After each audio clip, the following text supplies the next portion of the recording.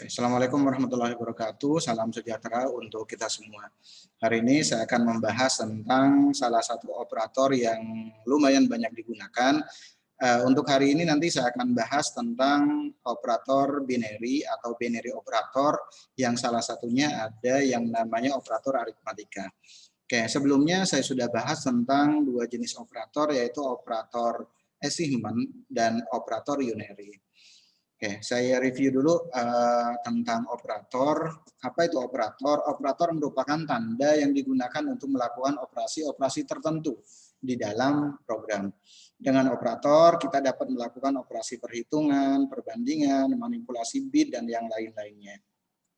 Oke, khusus untuk bahasa pemrograman C++, bahasa pemrograman ini lumayan banyak menyediakan jenis-jenis operator. Contoh konsep dari operator kurang lebih seperti yang ada di depan ini. Yang sebelumnya sebenarnya sudah saya bahas. Oke, contoh ada 1 plus 2. Oke, di dalam operator ada istilah operan. Selanjutnya ada yang namanya operator. Oke, operannya contohnya adalah angka 1 dan angka 2. Ini yang disebut dengan operan. Selanjutnya operatornya adalah operator penjumlahan atau yang biasa disebut dengan plus. 1 plus 2. Plusnya di sini merupakan operator, yaitu operator aritmatika. 1 dan 2 merupakan operannya. Oke, untuk jenis-jenis operator, saya review lagi untuk jenis-jenis operator. Ada 4 kelompok jenis-jenis operator dalam bahasa pemrograman C. Yang pertama ada operator assignment atau yang biasa disebut dengan operator penugasan. Yang kedua operator unary yang biasanya operannya cuma 1. Selanjutnya ada operator binary, ini yang lumayan banyak nanti pembahasannya. Terakhir ada yang namanya operator ternary. Oke, langsung saja saya bahas jenis operator yang ketiga, yaitu operator binary, atau yang biasa disebut dengan binary operator. Oke, apa itu binary operator? Merupakan operator yang digunakan dalam operasi yang melibatkan dua buah operan. Jadi operannya ada dua. Contoh seperti tadi, 1 plus 2. Operannya kan ada dua, 1 dan 2. Oke, dalam bahasa pemrograman C, operator binary dikelompokkan lagi ke dalam 4 jenis. Yang pertama ada yang namanya operator aritmatika. Ini yang lumayan banyak digunakan. Yang kedua ada yang namanya operator logika. Terus ada yang namanya operator relasional dan ada yang namanya operator bitwise. Oke, untuk hari ini kita fokus ke materi yang pertama yaitu tentang operator aritmatika. Oke, apa itu operator aritmatika? Operator aritmatika merupakan operator yang digunakan untuk melakukan operasi-operasi aritmatika. Contoh penjumlahan, pengurangan, perkalian, pembagian, atau nanti ada yang namanya sisa bagi atau yang biasa disebut dengan modulus.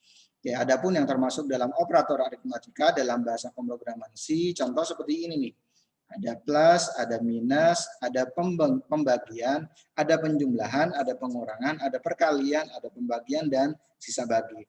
Selanjutnya operator yang nantinya akan digunakan ya kurang lebih seperti ini. Untuk penjumlahan nanti menggunakan plus, selanjutnya pengurangan menggunakan minus, operator perkalian nanti menggunakan bintang, selanjutnya pembagian menggunakan slash, selanjutnya sisa bagi menggunakan persen nantinya. Contoh, ini contoh dari penggunaan operatornya. 5 plus 8 atau 5 ditambah 8. Sama 5 ditambah 3 sama dengan 8. Selanjutnya 5 dikurangi 3 sama dengan 2. 5 kali 3 sama dengan 15. Selanjutnya 5 dibagi 2, 2,5. Selanjutnya 5 modulus 2. Sisa bagi ya. 5 modulus 2. Kan masih ada sisa 1 gitu. Contoh lain 4 modulus 2, berarti kan sisanya 0. Gitu. Oke, contoh kalau kita implementasikan menggunakan bahasa pemrograman C kurang lebih seperti yang ada di depan ini, saya akan membuat aplikasi untuk penjumlahan bilangan bulat, di mana ada 2 nilai, operannya ada 2, yaitu nilai 1 dan nilai 2. Selanjutnya nanti akan ditampilkan di hasilnya. Hasil dari nilai 1 dan nilai 2 adalah, ini contohnya saya akan menjumlahkan. Oke, nanti kurang lebih hasilnya kurang lebih seperti ini. Hasil dari nilai 1 dan nilai 2 sama dengan 10. Nilai 1-nya saya input 5, nilai 2-nya 5. Nanti pada waktu saya enter nanti akan muncul seperti yang ada di depan ini. Oke, kurang lebih kalau untuk source code-nya seperti ini langsung akan saya praktikkan menggunakan bahasa pemrograman C. Jadi yang pertama kali kita buat adalah seperti ini terlebih dahulu.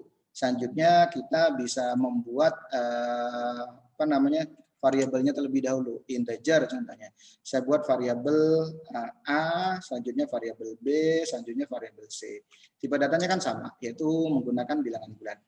Oke, baru selanjutnya saya akan menampilkan contohnya cout. Oke, yang akan saya tampilkan adalah program menghitung bilangan bulat. Program penjumlahan bilangan bulat contohnya. Penjumlahan bilangan bulat. Selanjutnya nanti akan saya tampilkan garis berikutnya. Berikutnya saya akan tampilkan garis. Saya menggunakan perintah cout. Selanjutnya nanti biar pindah baris atau line new. Oke, selanjutnya saya akan tampilkan contohnya yang pertama adalah masukkan nilai 1. Masukkan atau input contohnya, input nilai pertama. Oke, selanjutnya saya akan memanggil variabel yang sudah saya buat di atas. Dia akan membaca variabel A contohnya. Berikutnya cout masukkan atau input nilai kedua. Oke, seperti ini. Berikutnya dia akan membaca variabel B contohnya.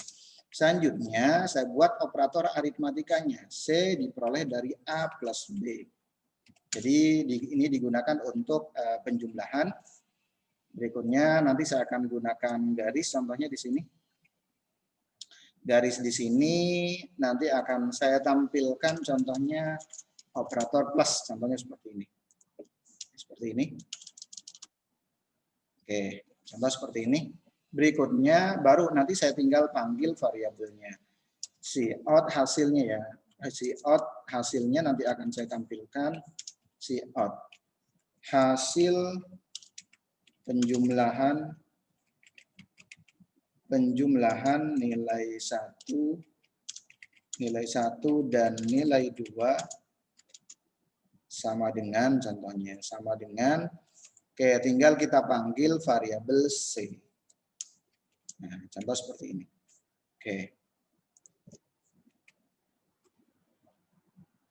Contoh seperti ini.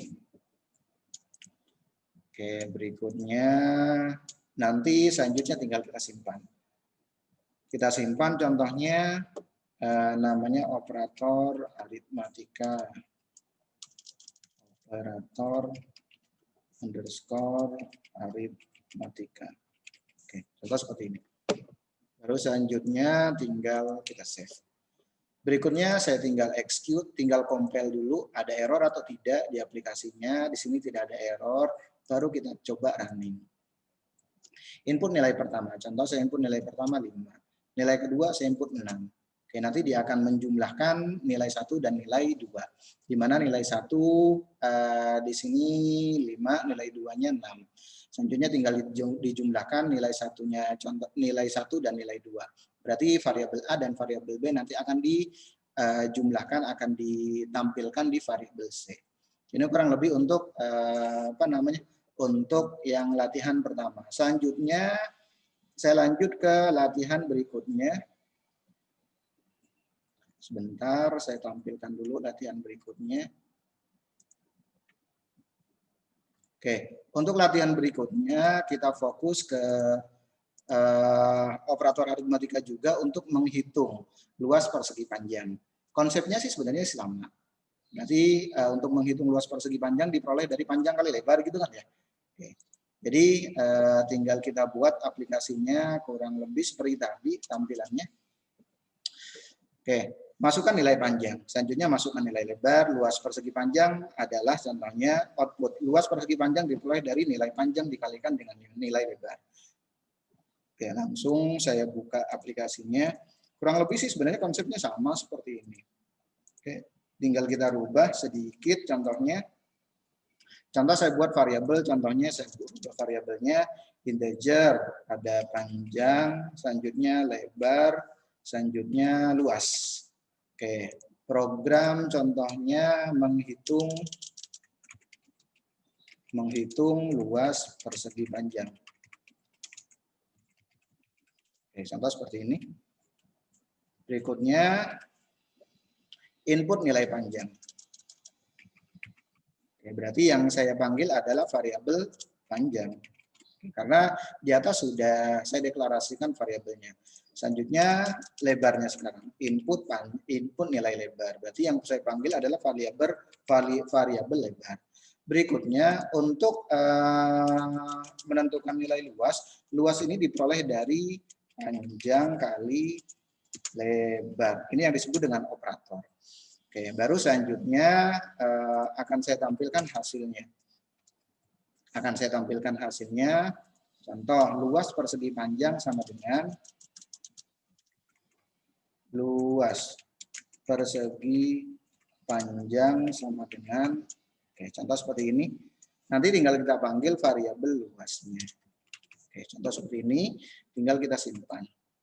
Contohnya operator aritmatika, operator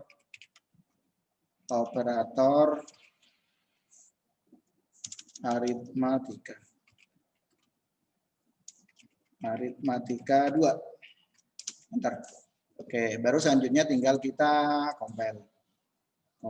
Di sini tidak ada kendala, tinggal kita running, execute run. Ini kurang lebih hasilnya.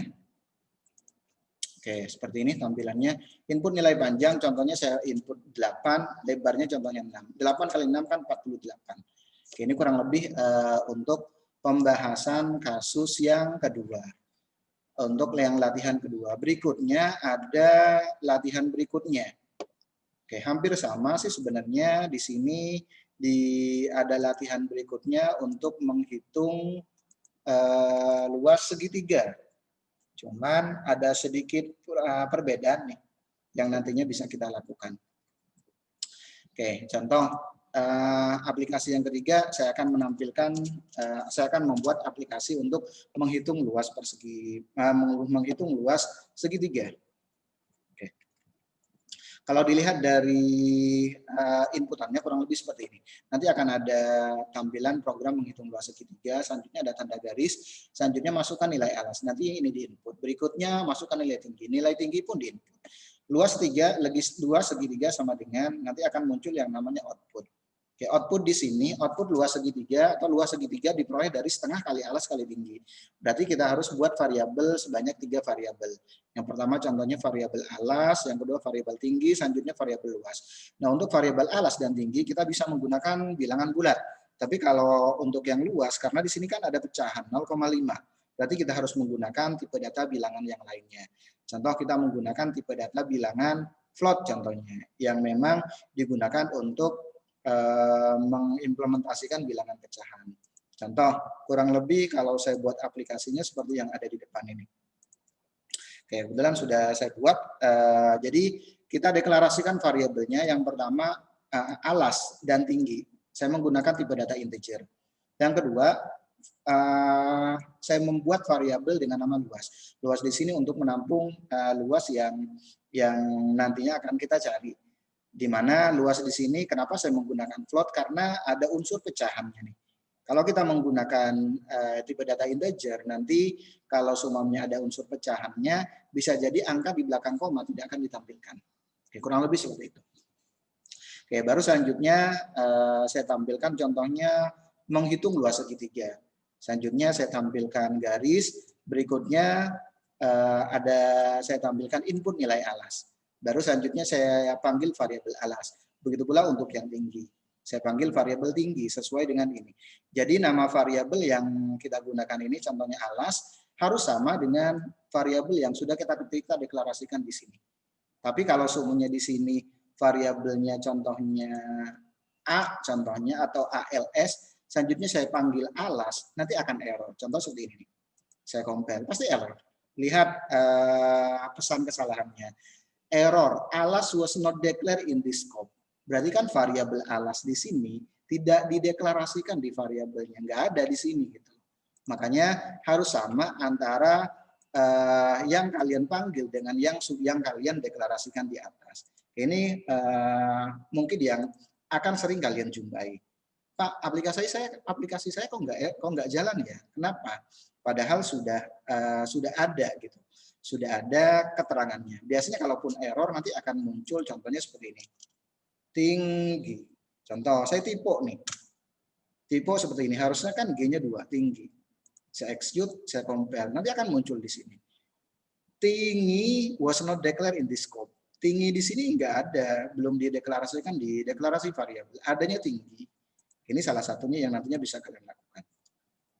Selanjutnya luas diperoleh dari setengah kali alas kali tinggi. Setengah kan sama aja dengan 0,5 atau yang kebaca di C++ adalah 0, komanya kita bisa menggunakan titik 0,5 kali buka kurung alas kali tinggi. Oke, ini merupakan operator aritmatika yang nantinya bisa kita gunakan. Selanjutnya tinggal kita compile kurang lebih seperti ini. Selanjutnya kita execute. Kita run. Masukkan nilai alas, contohnya 8 alasnya. Selanjutnya tingginya contohnya 4. 8 kali 4, 32 dibagi 2, 16. Ini kurang lebih tampilan dari untuk latihan operator yang ketiga. Oke, selanjutnya nanti saya akan lanjut ke kasus berikutnya. Ada kasus seperti ini nih.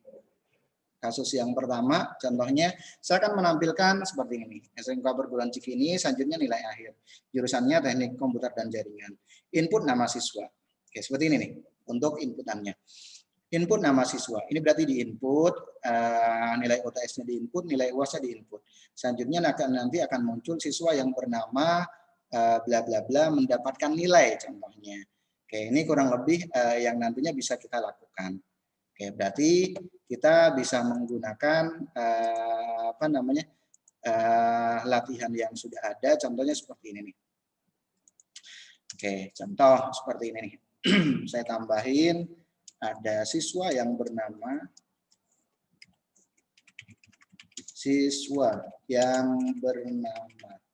sama dengan kita panggil variabel nama.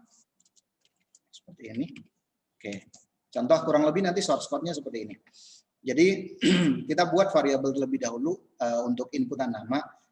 Nama di sini kan menggunakan biasanya isinya kan huruf, tidak mungkin angka. Oke, nama contohnya batasannya 6. Selanjutnya saya buat variabel UTS dan UAS, berikutnya hasil. Hasil di sini contohnya saya menggunakan integer. Semuanya menggunakan integer. Baru selanjutnya nanti di input nama siswa, panggil variabel nama. Nama di sini kan ini. Kalau contohnya di sini nama variabelnya nm contohnya, berarti yang kita gunakan di sini adalah variabel nm juga. Jangan sampai salah. Jadi nama variabel di sini nanti akan kalian gunakan pada saat kalian panggil variabelnya. Begitu pula untuk yang UTS, input nilai UTS, selanjutnya input nilai UAS, panggil variabel UAS-nya. Selanjutnya hasil sama dengan nilai UTS ditambah nilai UAS kan dibagi 2, atau kita bisa menggunakan rumus rata-rata. Oke, selanjutnya nanti akan muncul seperti ini. Siswa yang bernama panggil variabel nama. Nilai akhir siswa atau mendapatkan nilai contohnya nanti panggil variabel hasil. Variabel hasil di sini diperoleh dari nilai UTS ditambah nilai UAS dibagi 2. Oke, ini kurang lebih untuk pembahasan studi kasus yang pertama. Kita coba compile. Tidak ada error, selanjutnya kita running. Oke, contoh, nama siswa saya contohnya input Budi, selanjutnya nilai UTS-nya 80, nilai UAS-nya 85. Atau contohnya 80 juga contohnya.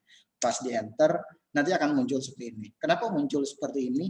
Satu garis karena outputnya saya jadikan saya tambahin line new. Oke, kita tinggal perbaiki lagi di aplikasinya. Oke, berarti di sini harus saya tambahkan contohnya cout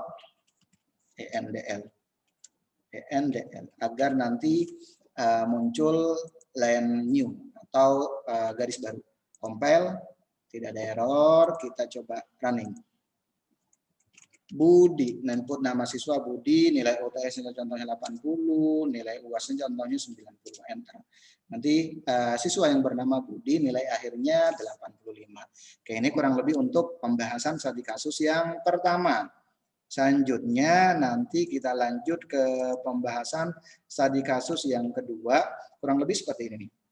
Universitas Indonesia nilai akhir semester, jurusannya langsung saja ilmu komputer contohnya. Nanti yang diinput adalah nama mahasiswa, nilai absen, nilai tugas, nilai UTS, dan nilai UAS. Selanjutnya nilai akhir di sini akan jadi output.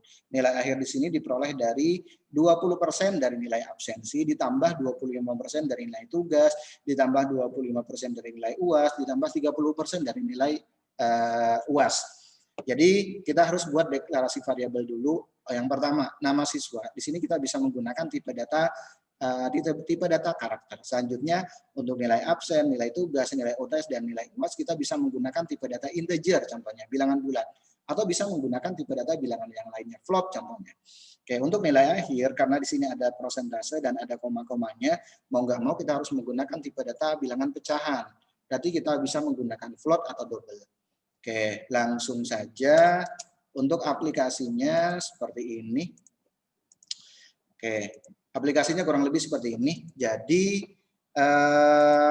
untuk yang akhir di sini nanti kita bisa menggunakan tipe data float. Oke, atau kalau seumpamanya kita terpaksa menggunakan tipe data integer, nanti kalau seumpamanya ada angka di belakang koma, nanti akan dibulatkan. Kalau kita menggunakan tipe data bilangan integer. Oke, anggaplah untuk yang absen, tugas, UTS, dan UAS ini menggunakan tipe data menggunakan bilangan bulat. Oke, contoh seperti yang ada di depan ini, saya deklarasikan variabel karakter. Selanjutnya menggunakan tipe data karakter, absen, tugas, UTS, dan UAS saya menggunakan tipe data integer. Selanjutnya untuk akhir saya menggunakan variabel akhir saya menggunakan tipe data float. Baru selanjutnya nanti tinggal saya tampilkan Universitas Indonesia, nilai akhir, dan jurusan ilmu komputer. Berikut slash n di sini untuk pindah baris. Selanjutnya saya panggil variabel nama mahasiswa, input nama mahasiswa. Nanti yang saya panggil adalah variabel nama yang ini berarti ini. Begitu pula untuk yang input nilai absen. Nilai absen di sini akan ngambil variabel nilai absen di sini. Nilai tugas, nilai UTS, dan nilai UAS juga sama. Baru selanjutnya sebelum kita panggil nilai akhirnya, kita buat rumusnya dulu. Nilai akhir ini diperoleh dari 20% dari nilai absen, ditambah 25% dari nilai tugas, ditambah 25% dari nilai UTS, dan ditambah 30% dari nilai UAS. Jadi nanti dapat nilai akhirnya, kita panggil variabel nilai akhirnya. Kita coba compile, ada error di sini karena titik buka kurung sikunya terlalu banyak. Kita compile lagi, tidak ada error. Selanjutnya tinggal kita running seperti ini. Input nama, contohnya Wahyu. Berikutnya input nilai absensi, contohnya 80. Selanjutnya nilai tugasnya 75, nilai UTS-nya 84, contohnya nilai UAS-nya contohnya 75. Dapat berapa? Nilai akhirnya 78,25. Kenapa di sini ada ditampilkan komanya? Karena nilai akhir di sini kita tadi menggunakan tipe data float atau tipe data pecahan. Kalau kita tidak menggunakan tipe data pecahan, nanti akan dijadikan bilangan bulat. Berarti yang ditampilkan adalah 78. Jadi sekali lagi untuk menampilkan memecahkan kasus yang tadi, kasus yang nomor 2, kurang lebih kita bisa membuat aplikasi seperti yang ada di depan ini. Oke, demikian penjelasan dari materi pertemuan ini. Saya bahas tentang operator aritmatika. Berikut ada latihan dan studi kasus di materi ini. Saya cukupkan sampai di sini. Saya akhiri. Assalamualaikum warahmatullahi wabarakatuh dan salam sejahtera untuk kita semuanya.